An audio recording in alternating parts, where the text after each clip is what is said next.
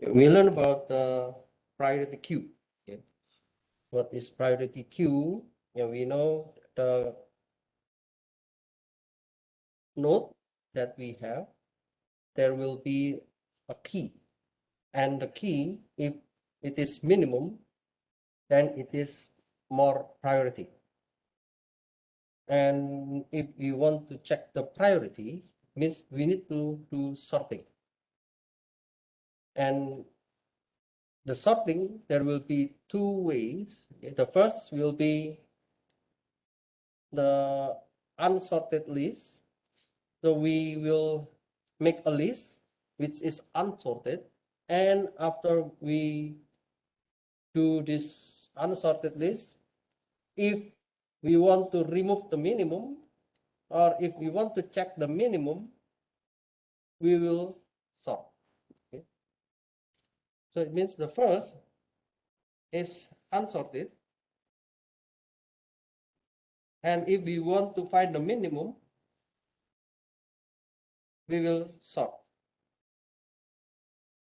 How about this one, the implementation with sorted list?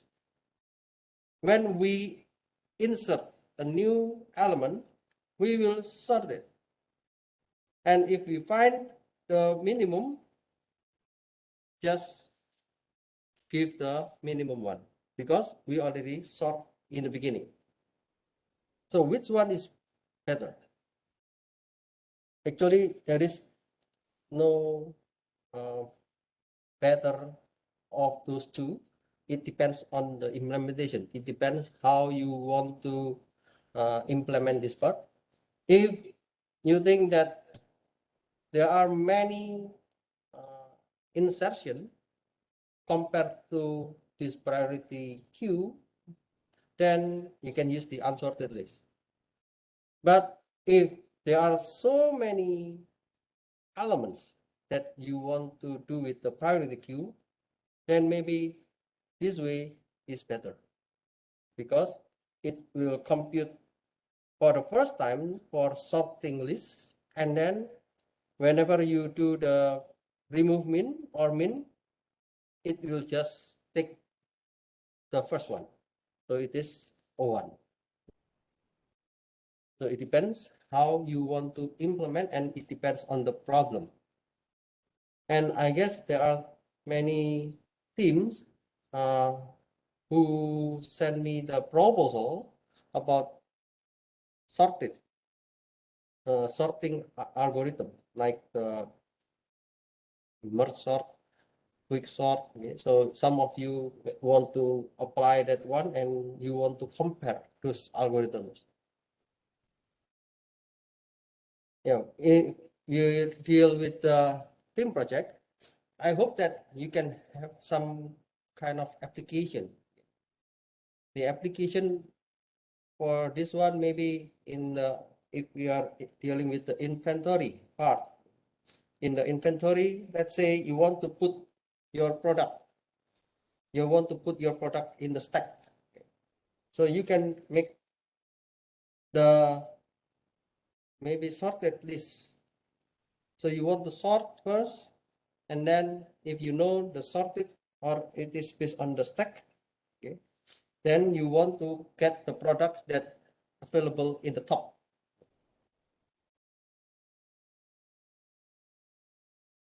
So this is very simple implementation of the simple real world application. But later on, there are many algorithms that you can deal for the FIFO or LIFO, or you can have like the earliest deadline, first deadline, first out. So if you have like food, for example, in the food, there will be some expiry date. So if you have the expiry date, you want to put the product that has the earliest expiry date to be the first. So yeah, first deadline, first out. That's also one of the algorithm. Yeah. On those algorithms, we can also apply the priority queue.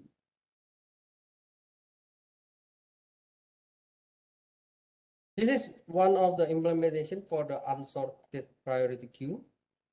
Okay, you can see here, when we want to find the minimum, okay, so we have some steps how to find the minimum. If it is unsorted, it means when we add, it will be added in the last. If we want to find the minimum, so we will do the function find minimum. What is function find minimum? Here. The find minimum, first we will check whether it is empty or not. If it is empty, then priority queue is empty. If not, we can just check the first data and then walk for every element of the data. And you know, there is one loop. When walk is not known, it means we want to check for every element. And if the walk dot element is smaller than small dot element, then small equals to walk. So this will take about n time. If we want to remove the minimum, yeah, we will also do again the find min. We want to check what is the minimum, and then we will run this function to get the minimum items, and then we will delete the item.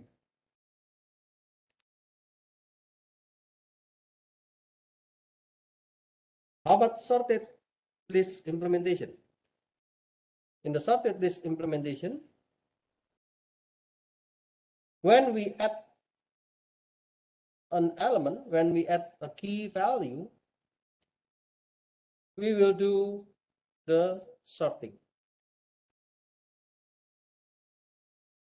So we will have the newest item, and then we will walk from the last one, and then while the walk is not known and the newest is less than the walk element, then we can set into the walk data before top walk. Sorry.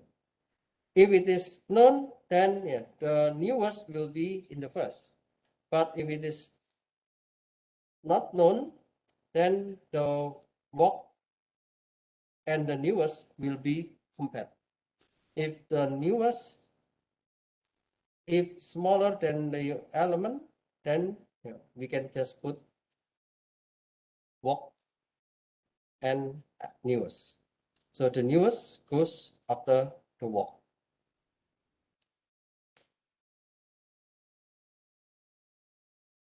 And if you want to get the minimum, it means you want to get only the first element, because we already do this addition or insertion with n times.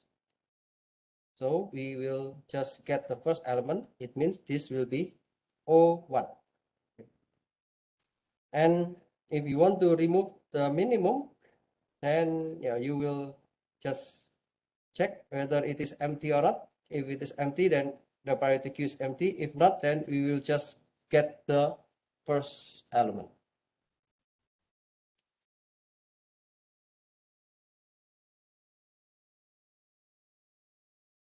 There is another way, we call it as the priority queue sorting. We can use a priority queue to sort a set of comparable elements. So it means first we insert the elements one by one with a series of add operations, and remove the elements in sorted order with a series of remove min operation. So we do not put in two different functions. In this case, we just directly sort. So maybe this is the way to do with the second. So it's similar with this one, but we have another way how to do the sorting. So the running time of this sorting method depends on the priority queue implementation. So this is the algorithm. We have sequence S, and then we have C. It is the comparator for the element of S. And the output will be sequence S sorted in increasing order according to the C. Oh, I also remember some of you like do your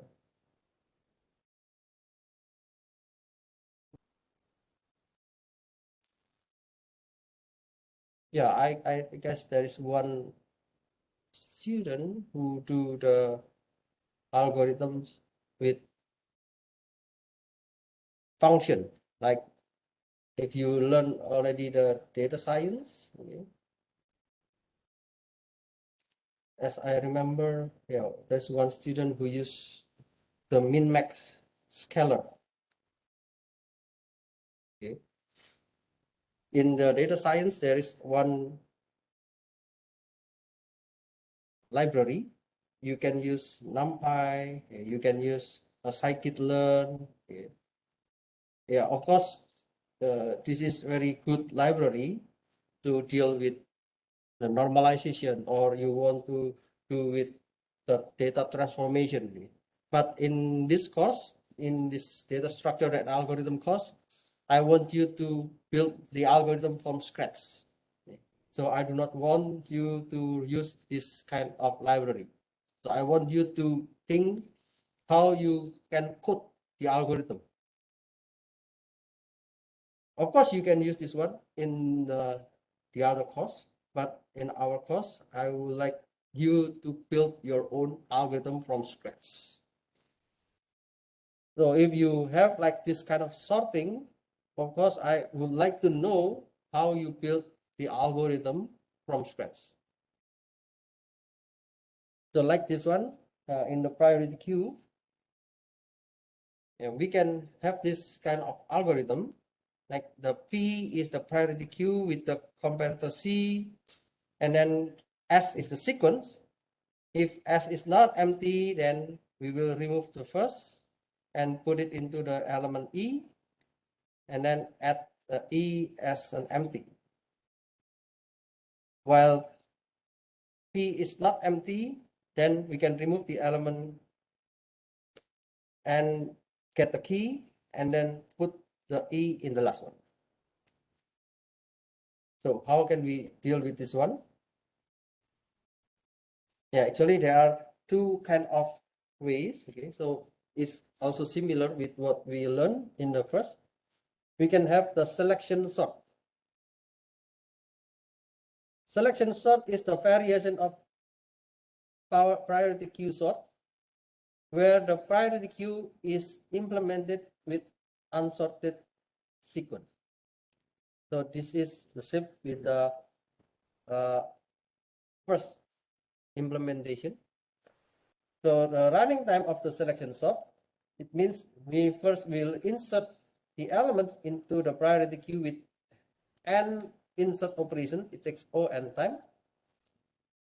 And it will remove the elements in sorted order from the priority queue with n remove min operation. So if we want to use the remove min operation and we want to sort it, so we know that it will take On. If we want to insert the elements into the priority queue with n elements, so it will take On. So in total, we can have like On power of 2. We will check how we do this one. If you see this one, let's say I have the input is a sequence. So I already have the sequence. Okay. So I'm not adding one by one, but I already have sequence. So the sequence is 7, 4, 8, 2, 5, 3, and 9. And in the priority queue, I have empty at the first time. So I can divide this one into two phases. So the first one, it means I will take each of its element of the sequence into the priority queue. Okay, so in the priority queue, it means I have the data structure is the priority queue, not a sequence. Okay? It's different, the sequence and the priority queue. So I first transform the data structure from sequence to the priority queue. I took each of the element. So the first is 7. And then next I took 4. And then next I took 8, and then 2, and then 5, and then 3, and then 9. So in the priority queue, I will have this kind of sequence. And in this sequence, it is same with the unsorted list. So every of the element will be inserted into the priority queue. After I have this unsorted list, so in the phase 2, I will do sorting. So find the minimum.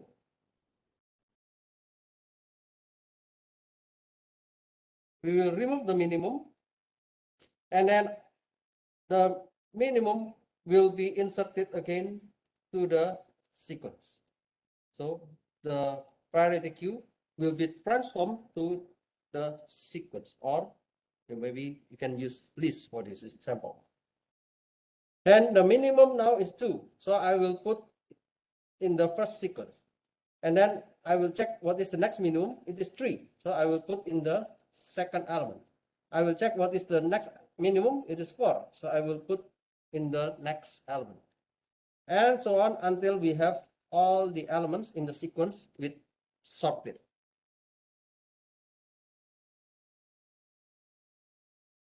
Okay, so this is what we call as the selection sort.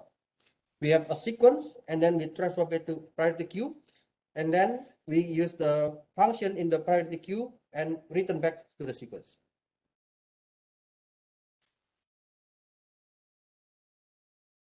There's one algorithm, we call it insertion sort. Insertion sort is the variation of priority queue sort, where the priority queue is implemented with a sorted sequence. So this is what we learned in the second one. We learned with the sorted. So the running time in the insertion sort, we can insert the elements into the priority queue with an insert operation, and it takes time the proportional n times. And then we will remove the elements in the sorted order from the priority queue with series of n. So it means we will have also n times. Sorry. So the insertion sort also will take O(n) power of 2. Why O(n) power of 2? Let's see. We have a sequence here, and we want to convert this sequence into the priority queue. How we can transform this to priority queue? As you know, we can take the first element and then put it into the priority queue. But in this second phase, we want to sort first. Okay, so we want to sorting first. Once we sort into the priority queue, okay, like this one. So first element is 7, and next element is 4. So I would like to sorting 4 and 7. Then 4 will go first, and then 7 will go next. And then I will take 8. So I will sort again. So the first element will be 4, and then 7, and then 8. And then I took another element, which is 2. So I will again sort from those 3 elements. Okay, I can get 2, 4, 7, and 8. And then I took another element 5. So I can also do another sort 2, 4, 5, 7, and 8. And so on. We will get this sorted list, or I can say I can say this is the sorted priority queue. Okay. After we have the sorted priority queue, we will transform this priority queue into the sequence. And we just have the remove min.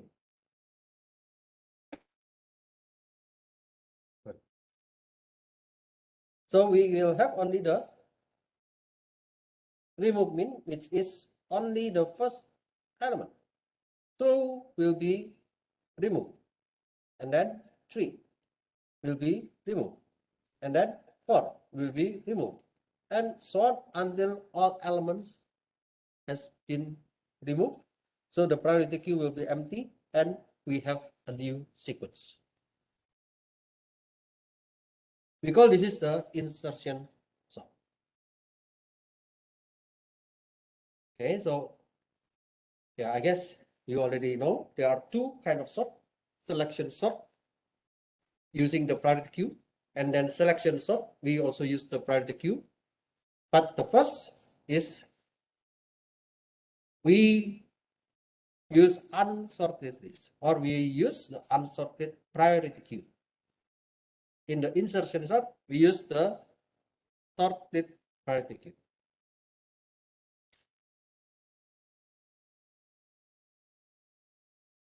There is another example. We call it in-place insertion sort. So in the in-place insertion sort, it means we are using the instead of using an external data structure, we can implement selection sort and insertion sort in place. So we can have the in place either selection sort or either selection sort or insertion sort. A portion of the input sequence itself serves as the priority queue. So what kind of mechanism? This is the example. For the in-place insertion sort, we keep sorted the initial portion of the sequence, and we use swap. If you still remember, in the recursion, I explained to you about swaps. So swaps function is one function to change the order. And in this case, I want to swap if one of the element is greater than the other element. So for example, I have this list: 5, 4, 2, 3, and 1. So first I will check, because I would like to make this as an ascending order. Ascending order means it is starting from 1 until the bigger number. So I will check if 4, 5 is greater than 4. Yes. Swap. Okay. Swap means I will change the position. So 4 will be changed with 5. And then I can check with the next element, which is 2. So 2 first is compared with 5. Okay. Because I know that 2 is smaller than 5, or 5 is greater than 2. So it will be moved here. And then 2 again will be compared with 4. Because 2 is smaller than 4, then it will move here. So we have the next sequence is 2, 4, and 5. And then I will check the next element, which is 3. So 3 is compared with 5. Okay, now 5 is greater than 3, so we swap. Again, 3 is compared with 4. 4 is greater than 3, then we move 3 here. We will have like this one: 2, 3, 4, 5.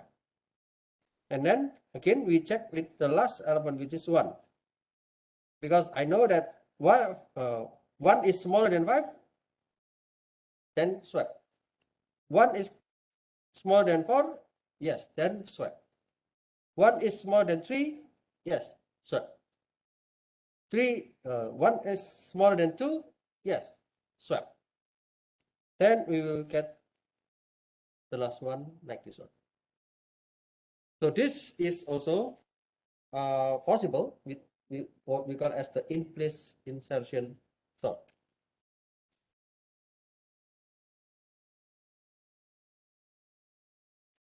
Okay, so we learned about the priority queue, how we can implement the priority queue with the sorting. Any questions?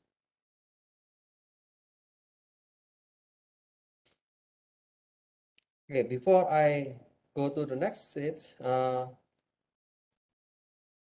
you can see the implementation of tree. So I give you one of the implementation of tree, not implementation actually, but it is the code. Okay.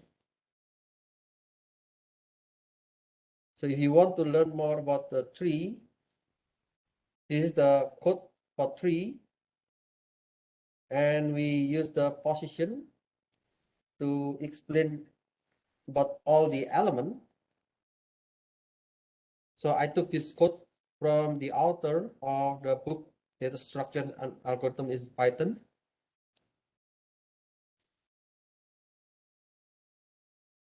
Yeah, this is what I already explained in the PowerPoint. The implementation that I show in the PowerPoint is shown in this code. It takes time to explain all the things. I think by now you already understand the Python code, so you can try to figure out with this code. And they also include how you can do the pre-order, how you can do the post-order, and yeah, we will learn later about the breadth first.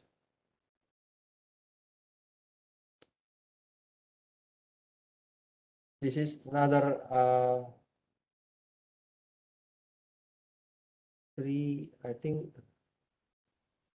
this is tree of constraints, so I think you don't need to study it, but if you want, then you can check on that one. And this is the binary tree. So we learned about the binary tree. Yeah, the binary tree, we have two children at most, and we can have also proper binary tree. So it means exactly two. And we can see here we have left, we have right, and whether they are sibling, and we want to check the children, and if you want to traverse in order traversal, okay, then you can use this function. And also there's the Euler tour. This is example given by the author. Maybe it will be it will take more time to understand this one, so I will just leave it. If you want to check the Euler tour by yourself, you can take a look on this code.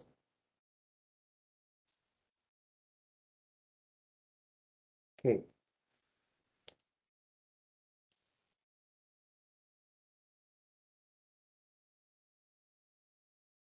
Okay, we finished with the priority queue, so I will go to the next chapter, which is about maps.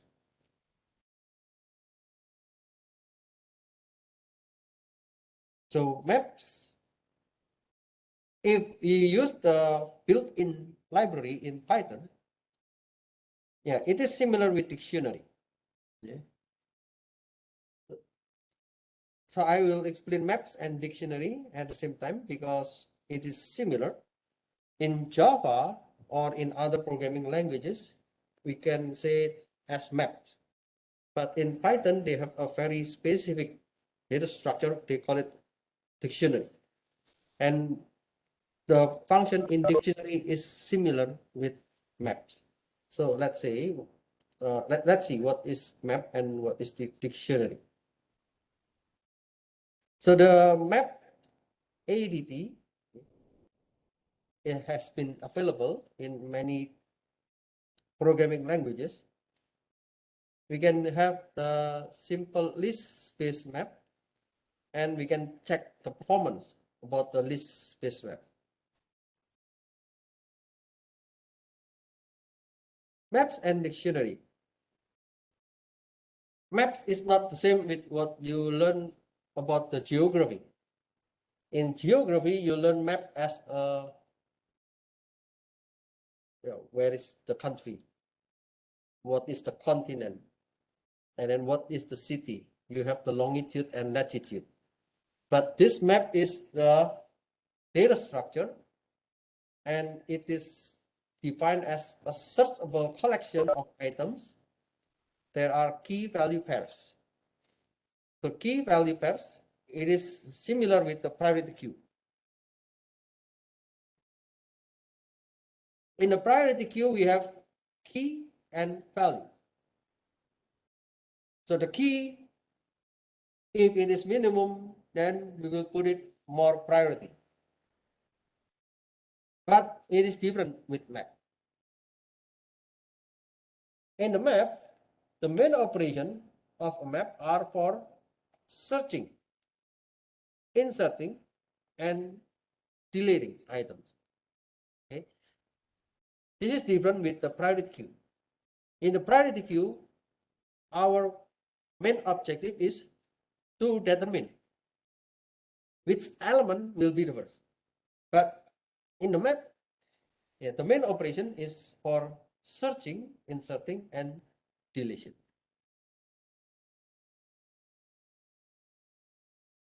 There is one condition. Multiple items with the same key are not allowed. Okay. If you remember, in the priority queue, we have the total order relation. You can take a look later.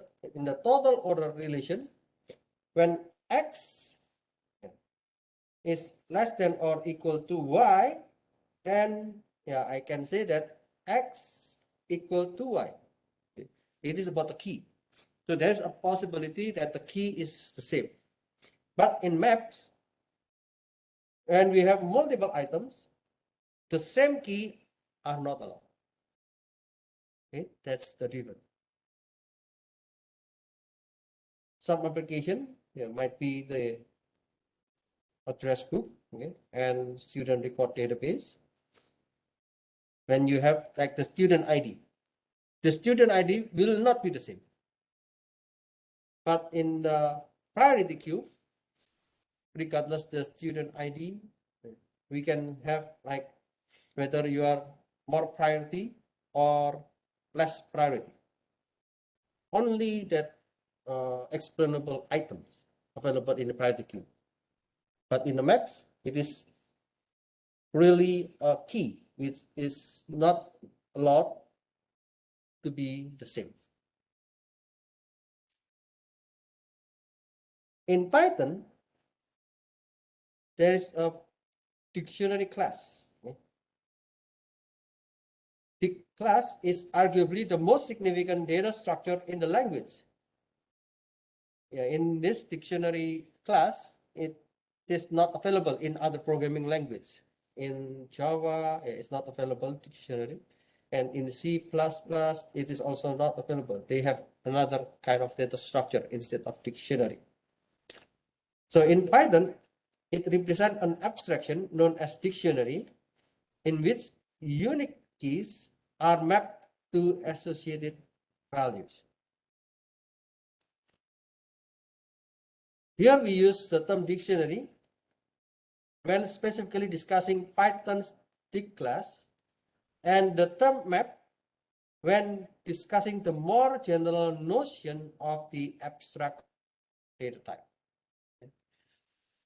So if I can say, some of the book's authors, they mention dictionary because when they use Python, in Python there is a specific dictionary class.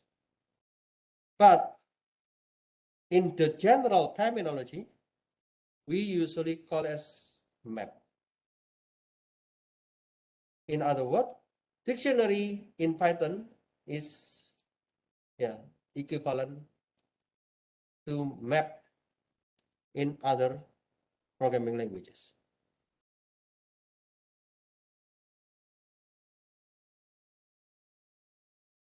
The Map ADT, if we can use the dictionary syntax, So let's suppose M is the map, and then I put the square bracket K. It means I want to return the value associated with K, the key K in the map M. Here Mk equals to V. So I want to change the value. So the V, associated value V with key K in map, it will replace the existing value if the map already contains an item with key equals to K. So if the key K has been available, we want to change the value with the new V. We can delete. It means, yeah, we just remove it. We want to remove the element with key K. Length M, so I want to know how many items in the map. And iter M, it means I want to do the iteration. So it is a loop.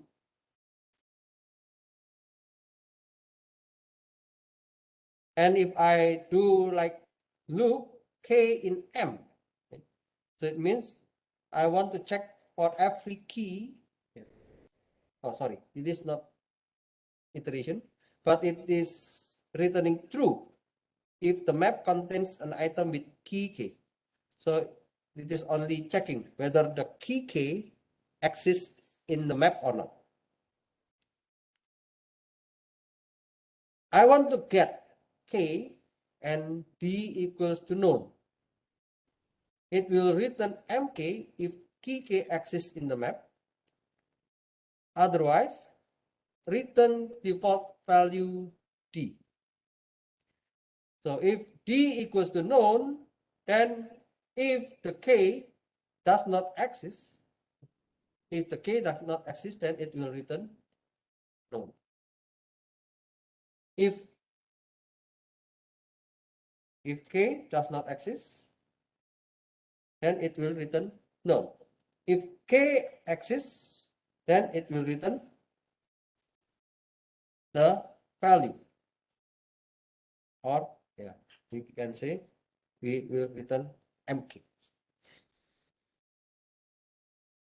We can do set default. Set default K, D. If key K exists in the map, then simply return Mk. If key K does not exist, then set Mk equals to D and return that value. So we want to check whether the key K is available or not. If the key K is not available, we will return D. And then we want to save K, D. In this case, we are not saving, but this one we will save it. Pop. So I want to remove. The word pop, we know it from the stack. We want to remove the item associated with key K from the map and return its associated value V. If K is not in the map, then return value T. So the default value, usually it is none.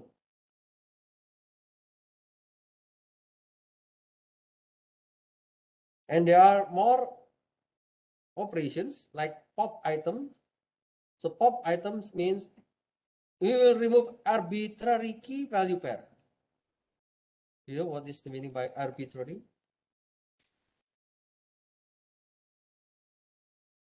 Is random. So we don't know which one will be removed. And it will return a key value tuple representing the remove pair. If there is no value in the map, then it will be error. M clear. So we will remove all the key values from the map. And keys, m.keys, it means I want to check a set like view of all keys on M. You know that set is a data structure to get a unique value.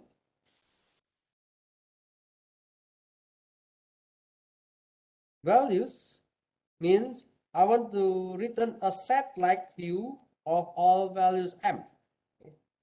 So yeah, it is a set as well. If I use the m items,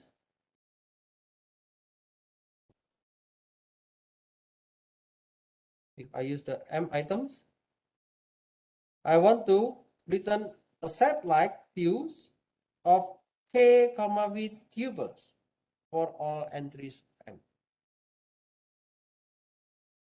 If I want to update m with m2, so let's say m2 is a new map, and a map is consisting key and value. So I will replace the m with m2. We can use the equal sign. It returns 2 if maps m and m2 have identical key value association. So m is a map and m2 is another map. And if this map and this map are equivalent, then you can get the result true. We can also use the not equal to indicate true if they have no identical key value association.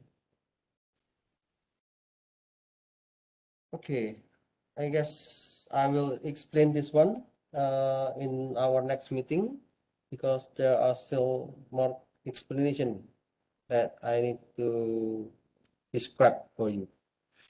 Okay, any questions?